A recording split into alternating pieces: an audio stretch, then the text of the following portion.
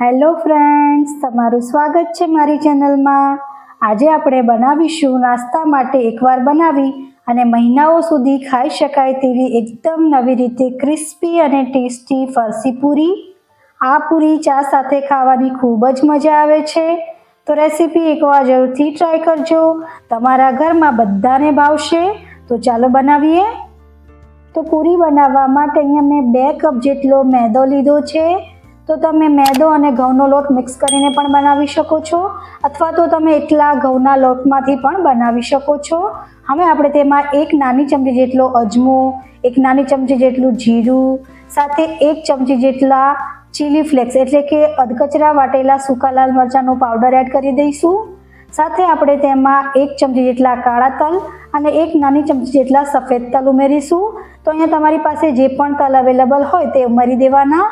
સાથે આપણે તેમાં 1 નાની ચમચી જેટલા અધકચરા વાટેલા કાળા મરી અને સ્વાદ પ્રમાણે મીઠું ઉમેરી દઈશું। બધી જ વસ્તુને આપણે એકદમ સારી રીતે મિક્સ કરી લઈશું। તો અહીંયા તમારી પાસે જો આમાંથી કોઈ પણ વસ્તુ ના હોય તો તમે તેને સ્કીપ પણ કરી શકો છો, અથવા તો તમે તમારી પસંદની કોઈ બીજી વસ્તુઓ તમારે ઉમેરવી હોય તો તમે એ પણ ઉમેરી શકો છો।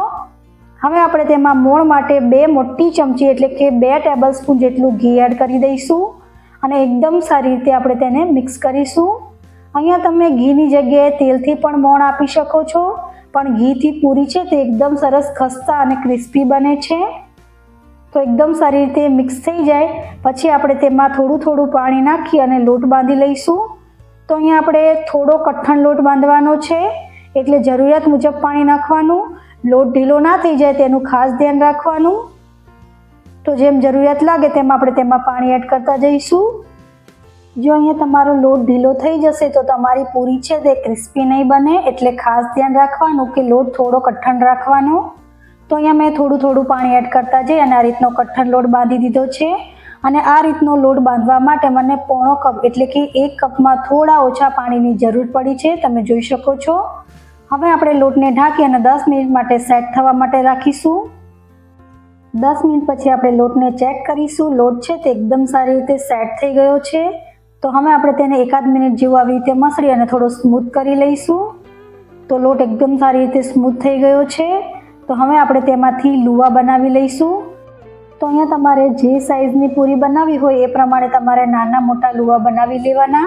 તો અહીંયા હું એકદમ મીડિયમ સાઈઝની, બહુ નાની નહીં બહુ મોટી નહીં એવી પૂરી બનાવીશ, એટલે આવા હું નાના નાના લુવા બનાવી અને તૈયાર કરી રહી છું। તો અહીંયા આપણે બધા જ પહેલાં એકસાથે લુવા બનાવી લઈશું। તો અહીંયા મેં બધા જ લુવા બનાવી અને તૈયાર કરી લીધા છે। તો હવે આપણે પૂરીને વણી લઈશું। તો પહેલાં આપણે પાટલી અને વેલણને થોડું ઘીથી ગ્રીસ કરી લઈશું। તો દર વખતે નહીં કરવાનું, તમે જ્યારે પહેલી વાર પૂરી વણો ત્યારે પહેલી વખત જ કરવું પડશે। અને આપણે અહીંયા એકદમ પાતળી પૂરી વણી અને તૈયાર કરીશું। તો તમે જોઈ શકો છો આ રીતે હું પૂરી બનાવી રહી છું।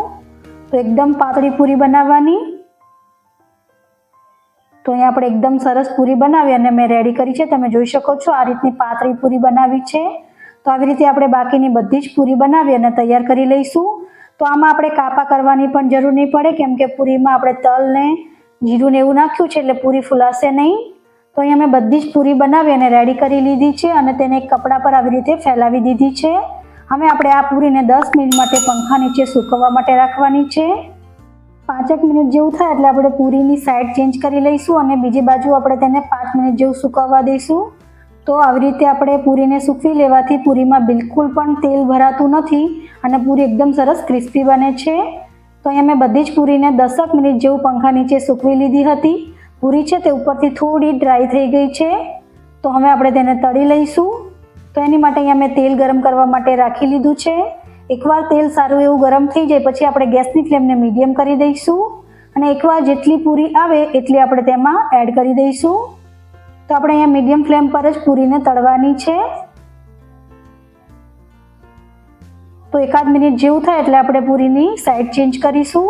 તો આ પૂરીને તળાતા વધારે ટાઈમ નહીં લાગે, 2 થી 3 જ મિનિટમાં એકદમ સરસ રીતે પૂરી તળાઈ જાય છે। તો 1 થી 1.5 મિનિટ જેવું થાય એટલે આપણે પૂરીની સાઈડ ચેન્જ કરી લેવાની અને બીજી બાજુ પણ આપણે પૂરીને થવા દઈશું। તો આવી રીતે ફેરવતા ફેરવતા જઈ અને આપણે તેને 2 થી 3 મિનિટ જેવું તળી લીધું છે, તમે જોઈ શકો છો। હવે પૂરી છે તે બંને બાજુથી એકદમ સરસ ક્રિસ્પી થઈ ગઈ છે અને આવો હલકો કલર પણ ચેન્જ થઈ ગયો છે.